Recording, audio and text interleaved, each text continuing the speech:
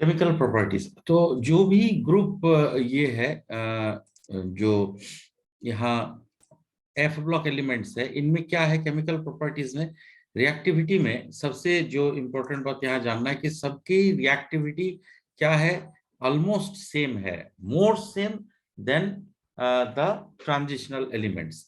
इसका वजह क्या है कि जो shielding of the unpaired electron of inner 4f orbital by the outer sp and d orbital, इससे क्या हो जाता है कि इसके प्रॉपर्टीज में चेंजेस खास नहीं होता है, उसके चलते जो जो प्रॉपर्टी होता है। और hydrides get decomposed by water, ये मेरे ख्याल से कल मैंने कह दिया था, है ना। Halides can be made by heating with the halogen with oxides and ammonium halides. और क्लोराइड्स जो है डेलिक्वेशन से, डेलिक्वेशन मतलब क्या है, they can absorb water and become soluble in their own that absorb water. Nitrate, acetate और sulphate soluble होता है, और carbonate, phosphate and chromate oxalates are insoluble. ये सब मैंने कल करा दिया था। अच्छा बेटा, जैसे मैंने कहा था कि इनके जो आयनाइजेशन पोटेंशियल है, इसका वैल्यू कैल्शियम के साथ मोटा मोटी सेम है, ठीक है।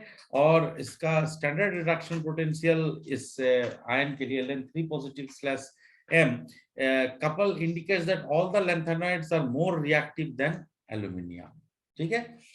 और कैसे पता मोर रिएक्टिव देन एल्यूमिनियम, क्योंकि उसके रिडक्शन पोटेंशियल उससे क्या होगा, ज्यादा नेगेटिव होगा, तो मोर रिएक्टिव हो जाएगा। सारे मेटल एनोड में जाता है ना।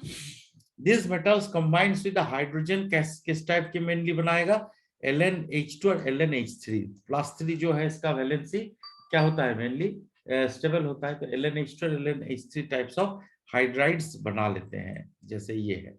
और ऑक्साइड्स में Ln2O3 टाइप्स बनाते हैं, हाइड्रोक्साइड्स LnOH, और कार्बोनेट्स Ln2CO3 होल ट्वाइस, इस तरह के ये बना लेते हैं।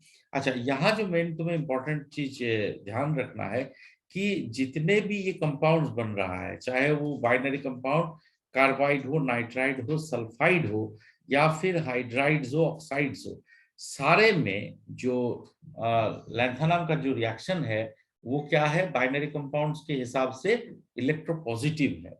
और देखो ये सारे एलिमेंट्स जो है वाटर से रिएक्ट करके हाइड्रोजन एक्सट्रैक्ट कर सकता है, ठीक है, यानी they can reduce water, right, the liberate hydrogen from the dilute acids also, यानी ये सारे जो इलेक्ट्रोड पोटेंशियल होगा हाईली नेगेटिव होगा, जब ये सारी चीजें कर सकता है।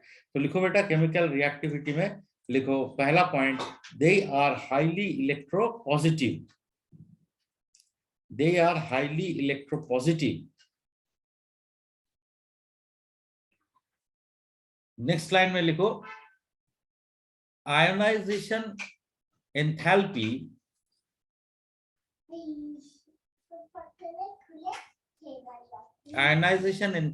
values, ionization enthalpy values resembles with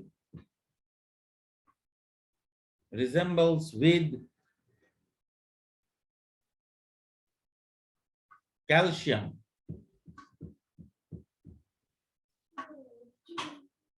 full stop. Next line में Ln3 positive is more reactive than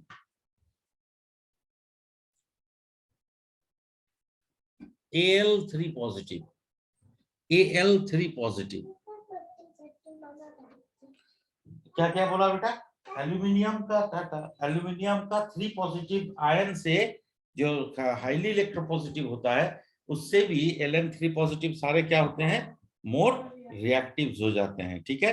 next line में लिखो it can produce binary compounds with hydrogen, carbon, nitrogen, oxygen, carbon, hydrogen, nitrogen, oxygen, sulphur and halogen. तो देखो तुम यहां से जो generally group 1 hydrogen hydride के हिसाब से बनाया, और starting from group 14 to group 17 सारे नॉन मेटल्स के साथ रिएक्ट करेंगे। ठीक है, जैसे कार्बन हो गया, 15 में नाइट्रोजन हो गया, 16 में ऑक्सीजन एंड सल्फर हो गया, और 17 में हैलोजेंस हो गए। यानी it is extremely metallic in its reactions. ठीक है, नेक्स्ट में लिखो, it can liberate hydrogen gas from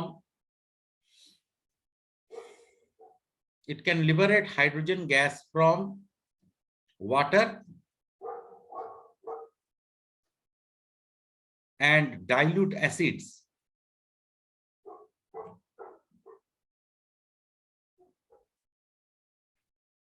इसी में लिखते रहो, hydroxides of lanthanoids are typically basic, क्योंकि मेटल हाइड्रोक्साइड्स होगा तो क्या हो जाएगा, they will be basic in nature.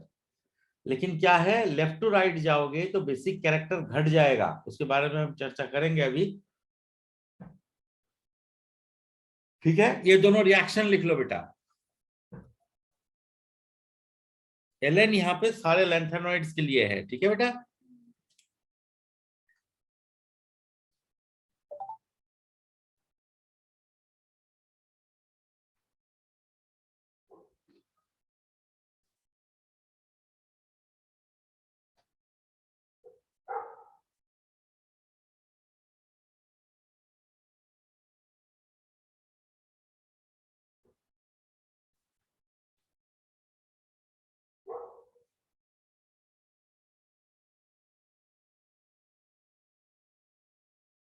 हो गया बेटा।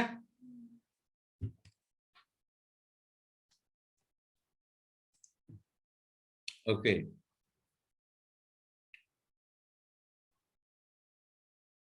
ये एक कॉम्प्रिहेंसिव टेबल है जहां तुम देख रहे हो कि ये जितने भी ये बाइनरी कंपाउंड्स और जो रिएक्शंस मैंने अभी तुम्हें बोला वो यहाँ पे दिखाया गया है। जैसे ऑक्सीजन के साथ ऑक्साइड, सल्फर के साथ सल्फाइड, नाइट्राइड, कार्बाइड, और वाटर के साथ रिएक्शन करके और इसके साथ एसिड के साथ रिएक्शन करके दोनों में ये हाइड्रोजन गैस को लिबरेट कर रहा है। और हैलाइड जैसे मैंने बोला था वैसे बाइनरी कंपाउंड ये बना रहा है। तो this are the typical reaction, like जैसे और मेटल्स करते हैं वैसे इसमें ये रिएक्शन सारे विजिबल है। अब हम पढ़ेंगे ट्रेंड्स, जो ये प्रॉपर्टीज है इनके ट्रेंड्स कैसा है। वैसे मैंने बता दिया कि लैंथेनॉइड्स ये सारे कर देते हैं, they are all metals, they form carbides easily, but the left to right जब हम जाएंगे तो ये किस तरह से चेंज होते जाएंगे, बनाएंगे तो जरूर, ऐसा भी तो हो सकता है। जैसे हाइड्राइड्स अगर बोला तो लेफ्ट टू राइट जाएंगे तो hydrides become by and large covalent. Hydrides तो आयोनिक भी हो सकता है, कोवेलेंट भी हो सकता है, इंटरस्टिशियल भी हो सकता है, कुछ भी हो सकता है ना चारों तरफ के। तो कैसे चेंज हो जाएगा, हमने बोला कि they are hydroxides are all basic, left to right जाएंगे तो विसिसिटी बढ़ेगा या घटेगा। We will now discover this all types of क्या प्रॉपर्टीज हियर। ठीक है बेटा, तो लिखो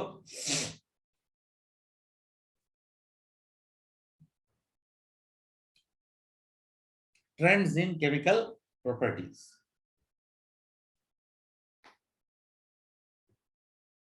क्या ट्रेंड्स है इसमें, सबसे पहले ट्रेंड्स क्या है इसमें,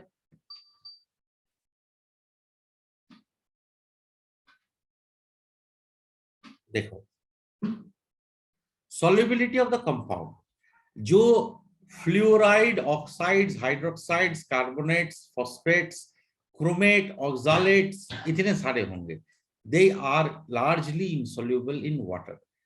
ठीक है, यानी जो भी बाइनरी कंपाउंड्स है उसमें फ्लोराइड एंड ऑक्साइड्स हो गया, और ऑक्साइड्स को अगर पानी में डिसॉल्व करोगे तो हाइड्रोक्साइड्स बना लेगा, है carbonates, phosphates, chromate and oxalates, ये सारे लैंथेनाइड्स के क्या होते हैं, they are largely insoluble in water. दूसरा पॉइंट क्या है, जो हैलाइड्स होंगे अदर देन फ्लोराइड्स, खाली फ्लोराइड, बाकी क्लोराइड, ब्रोमाइड, आयोडाइड ये सब, nitrate, acetate, perchlorates and salts of oxo acids of the lanthanoids, they flow the pattern of solubility of the salt of the group 2 element.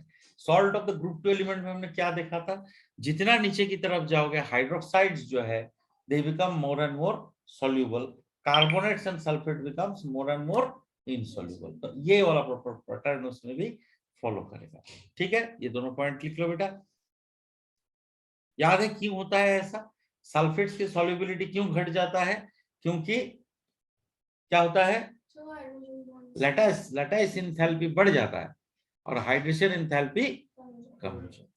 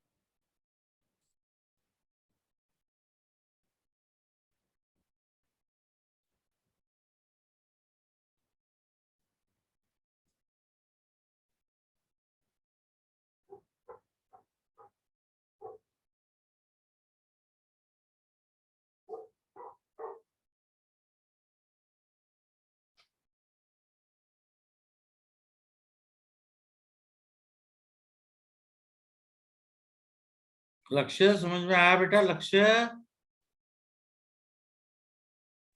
Ji sir.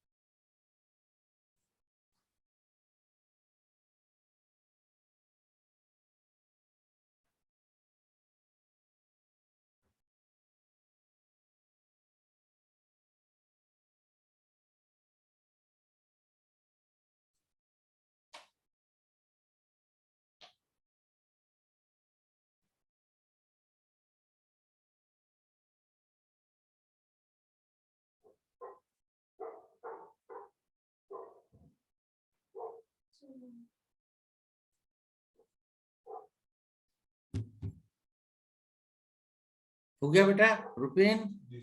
तुम्हारा हो गया? तुम्हारा हो गया बेटा आर्ची, चाहत? Yes, sir. Okay. However, lanthanoids of the sulfate, unlike the sulfates of the group 2 elements, are soluble in water. So this is one of the exceptional case. Exceptional case. ठीक है?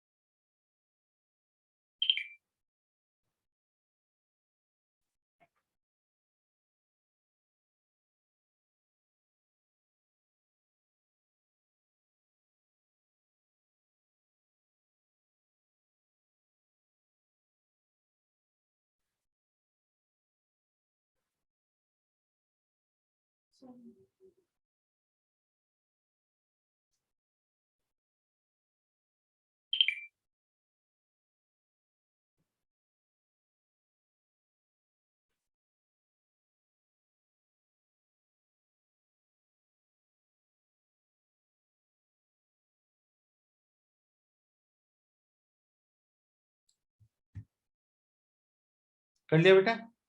अच्छा, basic characteristics of the compound from LNOH Holthuis types of basic hydroxides. They are all ionic and stronger than aluminum hydroxide but weaker than calcium hydroxide. देख रहे हो, ये relation बहुत important है. Basic character also decreases as the size of the metal decreases. मतलब lanthanum से lutetium की तरफ जाओगे तो ये बेस कैरेक्टर वीक होता जाएगा. और ये एक बहुत इंपॉर्टेंट ऑब्जर्वेशन है, क्योंकि अब जो टॉपिक हम सीखेंगे that is known as lanthanoid contraction. ये क्वेश्चन सबसे अहम क्वेश्चन है इसमें. फिलहाल ये पॉइंट लिख लो, इसके बाद हम वो वाला टॉपिक कराएंगे. हाँ, बता दूंगा.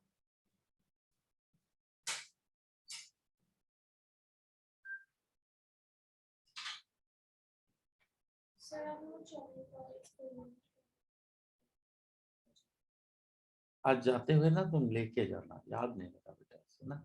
अभी मैं देखता हूँ. है हाँ, पिछले वाला ना.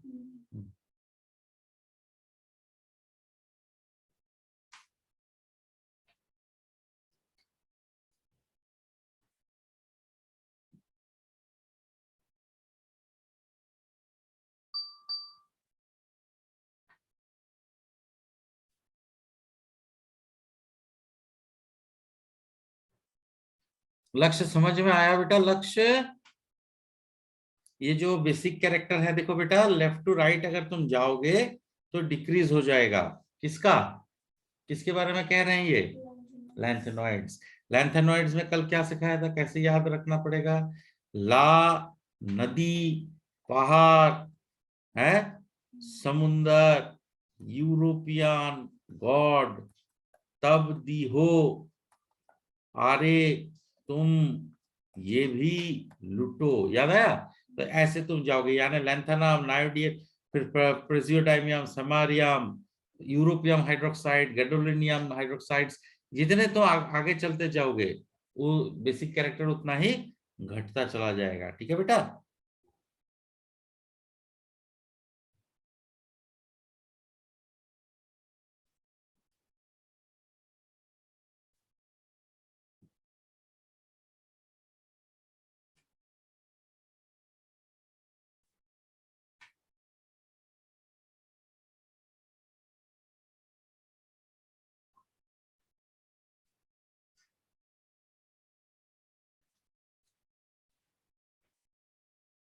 हो गया बेटा? Okay. So proceeding further. So this is actually, जो ये पॉइंट मैं अभी तुम्हें बताया था ये वाला, it is actually enrooted to the lanthanoid contraction and its consequence में आता है. सबसे पहले इंपॉर्टेंट पॉइंट क्या है, जो हम प्रॉपर्टीज ये पढ़ रहे हैं, इसमें कई सारे ऐसे प्रॉपर्टीज आएंगे which is dependent on what, dependent on lanthanoid contraction. तो टॉपिक डालो बेटा इसी के अंदर ही, lanthanoid contraction and its consequence. So सबसे पहले तुम्हें पूछा जाएगा what do you understand by lanthanoid contraction and what are its consequence. Lakshya समझ में आया बेटा question? What is a lanthanoid contraction and what are its consequence. तो लैंथेनॉइड कॉन्ट्रैक्शन क्या होता है कि एटॉमिक साइज ऑफ और the ionic radius of the tri-positive lanthanoids, that means Ln3 positive, इनके जो है लेफ्ट टू राइट जब भी हम जाएंगे ये कंटिन्यूअसली डिक्रीज होता जाएगा. इसको अगर हम देखें तो ये क्या हो जाएगा, कंटिन्यूअसली डिक्रीज हो जाएगा इसके वैल्यू में. जैसे मैंने तुम्हें दिखाया था कि अगर तुम इसको ऐसे देखो, जो वैल्यूज है इनके सारे लैंथेनॉइड्स के, तो इनमें जो साइज की जो वैल्यू इसमें है, जो तुम यहां से देख सकते हो, ये Ln3 पॉजिटिव में देखो, ये Ln3 पॉजिटिव की जो ये साइज है, अगर तुम नीचे की तरफ जाओगे देखो कंटिन्यूअसली डिक्रीज होता जा रहा है. 116 से स्टार्ट है और ये चलते चलते कहां चला जाएगा, 98 तक. ये 18 पिकोमीटर की कुल डिफरेंस है. टोटल जो डिफरेंस है 18 पिकोमीटर की है. तो जितना एटॉमिक नंबर बढ़ता जाएगा उतना ही क्या हो जाएगा, साइज क्या होता जाएगा इनका, कम कम होता जाएगा. This property is known as what? This phenomena is known as lanthanoid contraction. ठीक है बेटा?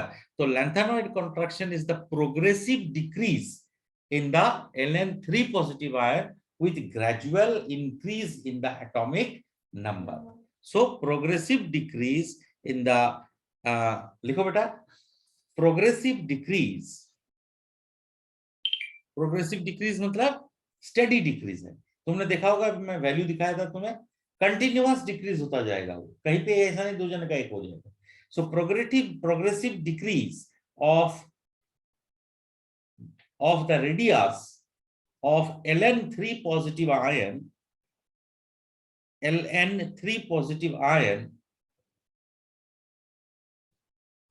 with increase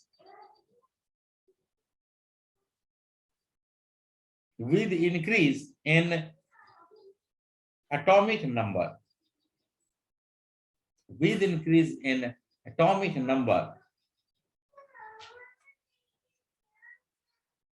ठीक है, is lanthanoid contraction.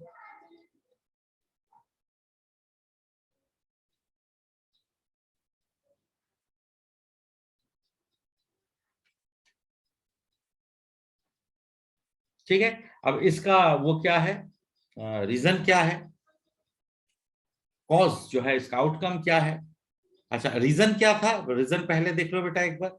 इसका ये है कि जो n-2f ऑर्बिटल है, जैसे कि अगर मान लो हमने 4f सीरीज कर रहे हैं, तो 4f 1 to 14 जो फिलअप हो रहा है, इसके लिए 5d 0 से 1 होता है और 6s2, ये तो चलता रहता है.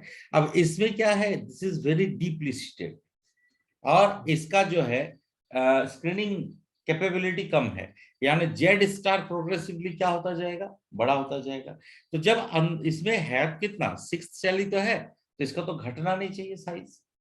तुम कहोगे सर एटॉमिक नंबर बढ़ते तो साइज तो घटता ही है, इसमें इतना प्रॉब्लम क्या रहा. जो हम जनरल ट्रेंड देखते हैं पीरियोडिक टेबल में, जब लेफ्ट टू राइट जाते हैं तो क्या होता है.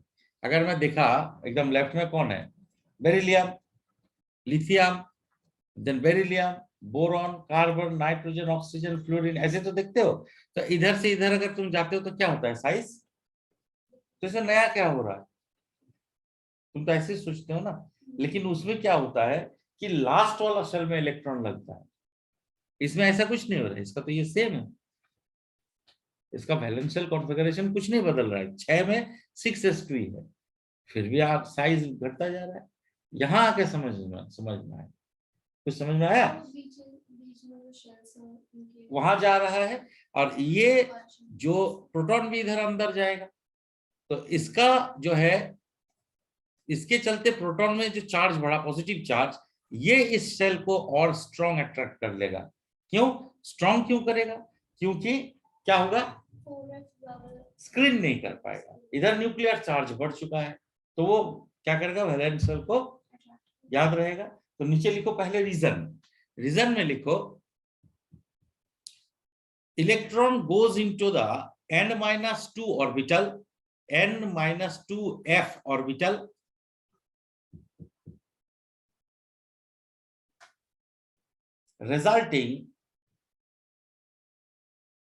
resulting successive increase in effective nuclear charge. ठीक है, लक्ष्य समझ में आया बेटा. प्रथम चाहत, Yes sir. Successive increase in क्या, इफेक्टिव न्यूक्लियर चार्ज, ब्रैकेट में जेड स्टार. ठीक है, full stop. Poor shielding effect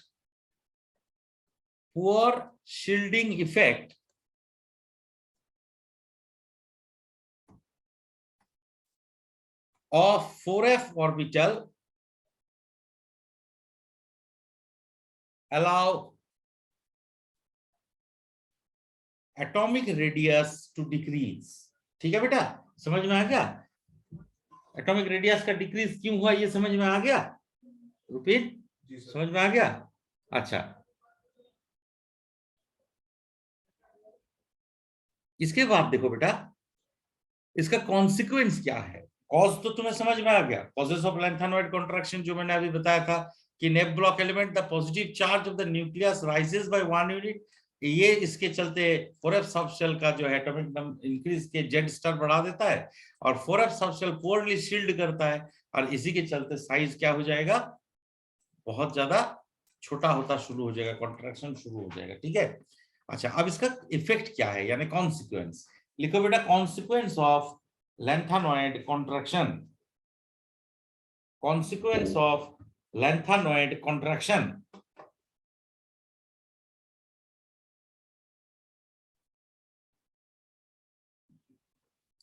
What is the consequence? Decreasing the size. सबसे पहला कॉन्सिक्वेंस क्या है, एटॉमिक साइज की जो है,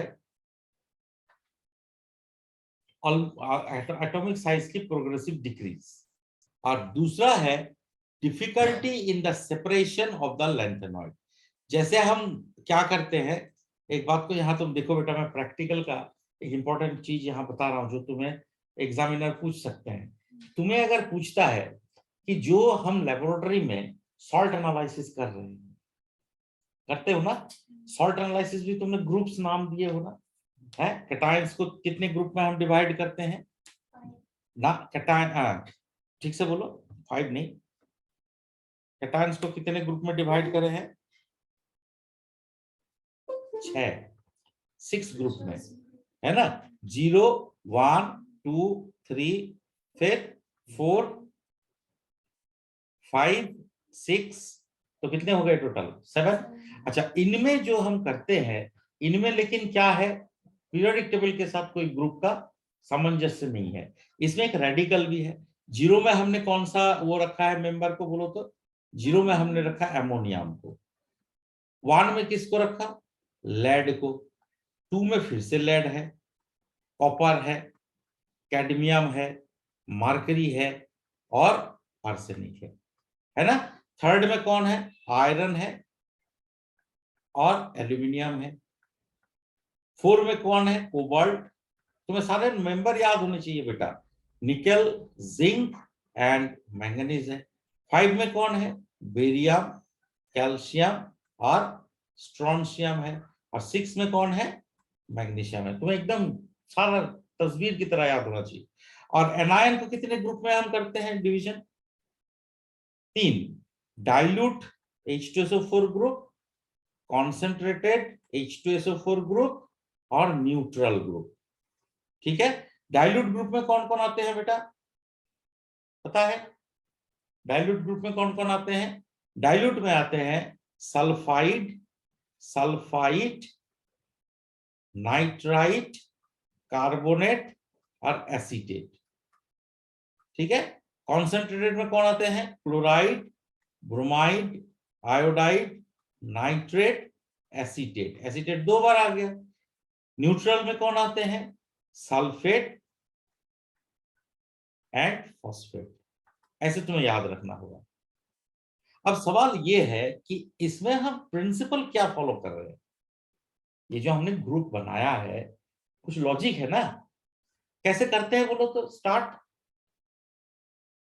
इसको तो तुमने क्या लिया, टेस्ट ट्यूब लिया, सुन रहे हो बेटा सभी जने, टेस्ट ट्यूब लेके क्या किया, सॉल्ट लिया।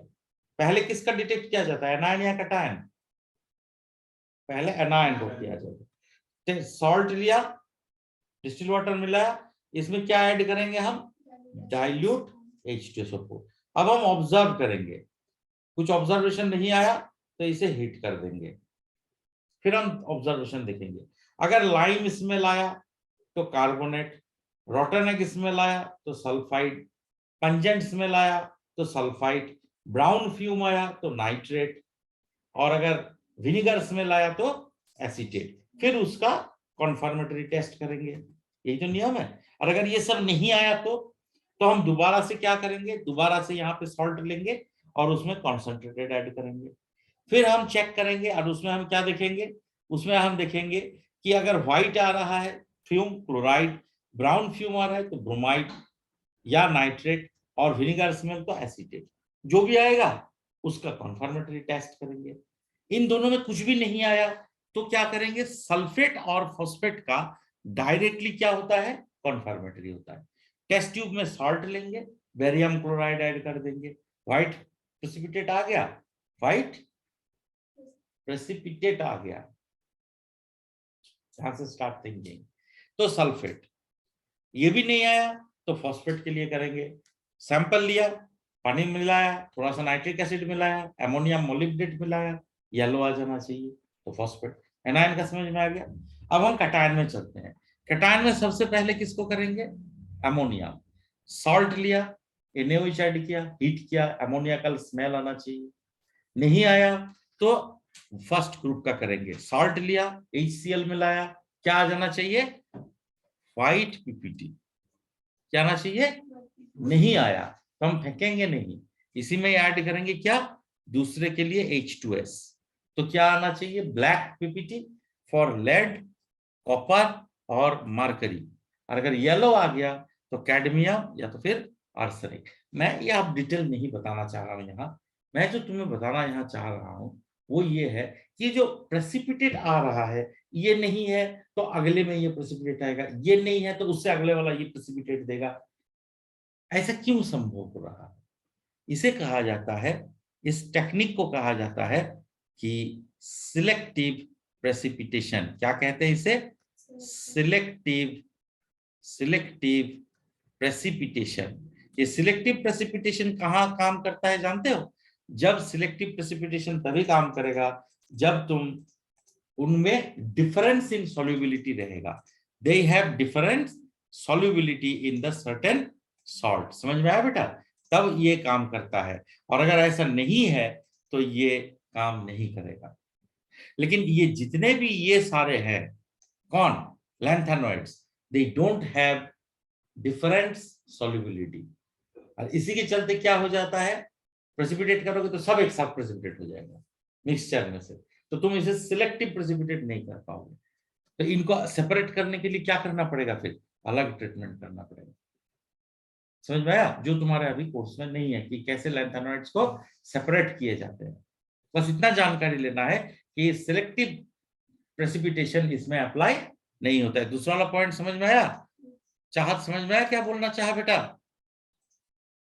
तुम्हें समझ Yes, में आया sir. बेटा, हाँ तुम्हें समझ में आया बेटा लक्ष्य।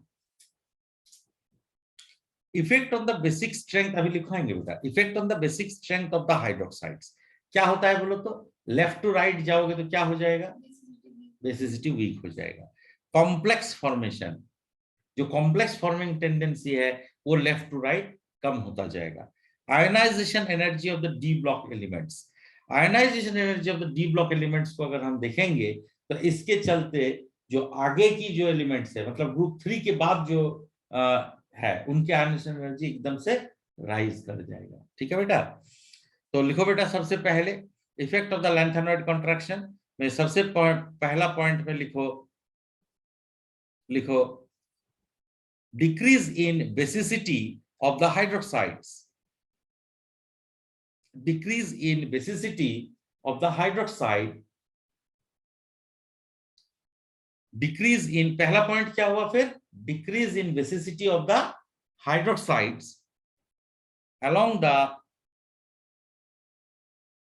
series, यानी लैंथेनॉल से लेके लुटेटियम तक जब हम जाएंगे तो बेसिसिटी क्या हो जाएगा, कम हो जाएगा।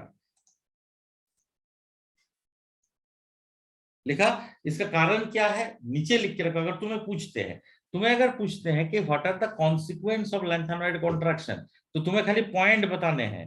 लेकिन मान लो ऐसा भी पूछ सकते हैं कि why does the basicity of metal hydroxide decreases in the lanthanoids, तो एक नंबर के लिए तुम क्या लिख दोगे, ड्यू टू लैंथेनॉइड कॉन्ट्रैक्शन, फिर एक लाइन ये और लिखोगे। क्या है वो एक लाइन, लिखो बेटा, as the size of the cation decreases,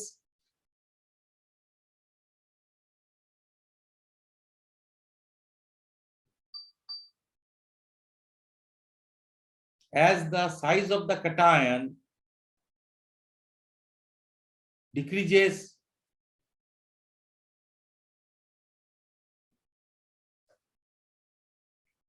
nature of hydroxide become covalent. क्यों बोलो तो हाइड्रोक्साइड एक छोटा एनायन है, अगर कैटायन भी छोटा हो जाएगा, दोनों ही छोटा छोटा साइज हो जाएगा, तो क्या हो जाएगा, उसमें शेयरिंग की टेंडेंसी आ जाएगी। नाइदर क्या होना चाहिए नियम, एक बड़ा होना चाहिए, एक छोटा होना चाहिए। कैटायन मस्ट बी छोटा, anion must be very very बड़ा, then it becomes ionic in nature. यही फेजान रूल है, ठीक है बेटा। अच्छा, दूसरे में लिखो बेटा, ionic radii of post lanthanoids, लिखो ionic radii of post lanthanoids become almost same. Ionic radii of post lanthanoid become almost same.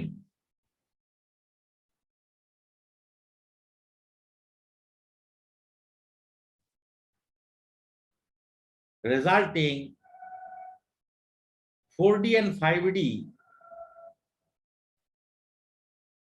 4D and 5D series of transitional metal, same ionic, same atomic radius for the same group, for the same group. Bracket में लिखो zirconium and hafnium. तो तुम्हें अगर question पूछता है, मैंने ये वाला इसीलिए लिखा है क्योंकि यही वाला पूछ लिया था कि zirconium and hafnium are of having same atomic radius, क्या आंसर दोगे बेटा? Because of the lanthanoid contraction. Post lanthanoid में क्या हो जाएगा, सेम ग्रुप जो है उनमें क्या आ जाएगा, सेम साइज आ जाएगा। जैसे तुम जानते हो कि एकदम ऊपर वाले 3D जो है उसमें लेकिन क्या है, कोई लैंथेनॉइड्स नहीं है, तो 3D में नहीं होगा। 3D में जो है scandium, titanium, vanadium, chromium, manganese, फेरी, कोबाल्ट, ऐसे चलता जा रहा है। ये है थर्ड ग्रुप, ये तो थर्ड ग्रुप है। तो 4D में क्या आएगा, लैंथेनम। 5D में क्या आ जाएगा यहाँ पे, बोलो? ये yttrium, this one is yttrium और दिस वन इज लैंथेनम। यहां जिरकोनियम, ठीक है, यहां नायोबियम, मोलिब्डेनम, ऐसे चलता जाएगा। और यहां lanthanum, hafnium, tantalum, then tungsten. अब ये पोस्ट लैंथेनॉइड यहां से स्टार्ट हो रहा है, तो ये जो जिरकोनियम एंड हैफनियम ये सेम रहेगा। उसी तरह नायोबियम, टेंटलम सेम रहेगा, मोलिब्डेनम, टंगस्टन सेम रहेगा। अब समझ में आया क्या बोलना चाह रहे हैं? इनके अगर वैल्यू देखोगे ना तो दे आर ऑलमोस्ट, ऑलमोस्ट मतलब एकदम सेम ही।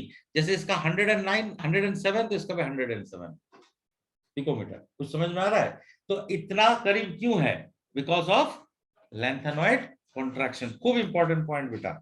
जैसे ये देखो, the ionic radius of the element which follow the lanthanum, hafnium, tantalum, tungsten, ये रहा हैफनियम, टेंटलम, टंगस्टन, ये सब जो है इनके ऊपर वाले से सेम होता है, जो मैंने तुम्हें अभी लिखवा दिया। ठीक है बेटा? So that of the element of the previous period, there is normal increase in size to scandium to yttrium, इसके लिए लेकिन सेम चलता रहेगा। ठीक है, समझ में आया बेटा? लक्ष्य क्या बोला इस वाला पॉइंट का? खूब इंपॉर्टेंट है ये वाला पॉइंट। चाहत,